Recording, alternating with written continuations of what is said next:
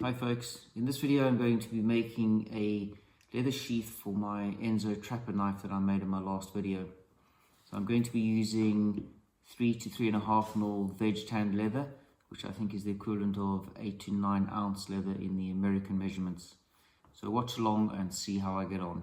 So I've been playing around with a few templates. I started off with this one, and then I developed this one, and then I'm on to a third one now, which is I'm just positioning the belt loop. So I want to get it right, so I think it's quite worth playing around with paper templates first before I start cutting leather.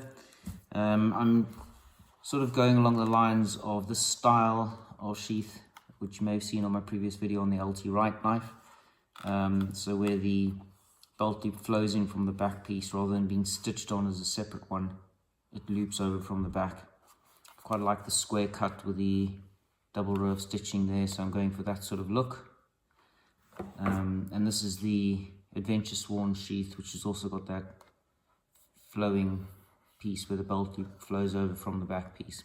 So those are the two sheaths that I'm taking inspiration from for this one.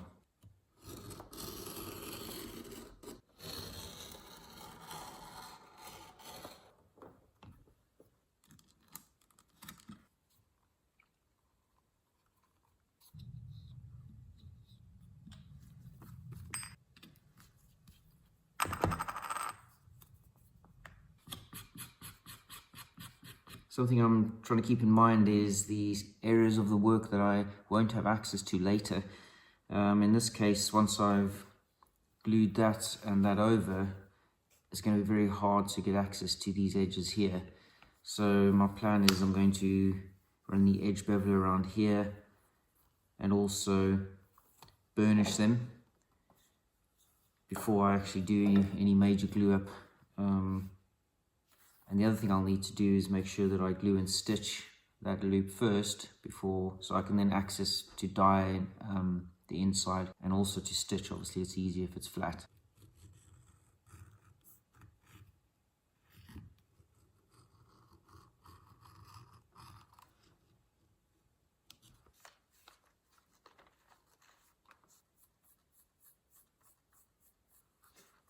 So I've gone ahead and dyed most of the sheath now. I've actually dyed the whole inside as well. I see a lot of people just dye the top section that's visible, but I quite like the idea that if anybody opens up the sheath one day in the future, they'll see that I did a full job. So it's just about like it.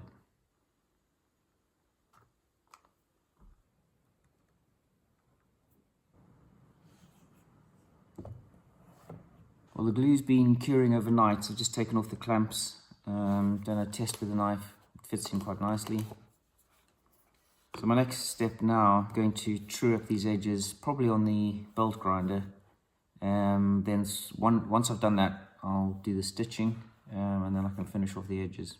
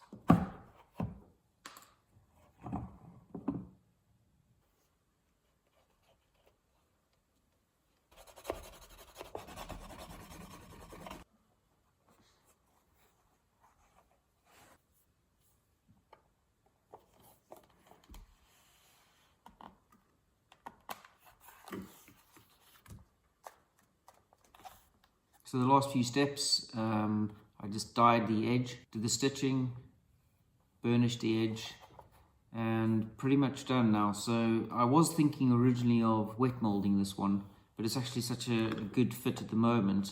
It's quite thick leather, and it fits so well that I'm probably going to leave it for now, and then if it loosens up over time, then I'll wet mold it later. But I'm really happy with the way that's turned out.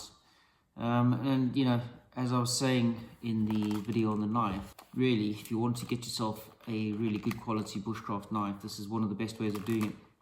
You know, you can pick up the blades pretty cheaply, really, for what they are. Really well made, well tempered, good quality blades, and then, you know, have fun making the handle, the sheath, and you end up with a great product. So yep, very happy with that, and I'm looking forward to using that out in the woodland.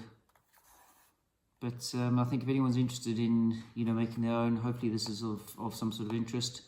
A couple of tips: obviously make sure you plan each step, think about what you have to do a couple of steps down the line, so you don't, you know, like things like stitching the belt loop, you need to get that done before you glue up and dye, etc. So a few things to think about.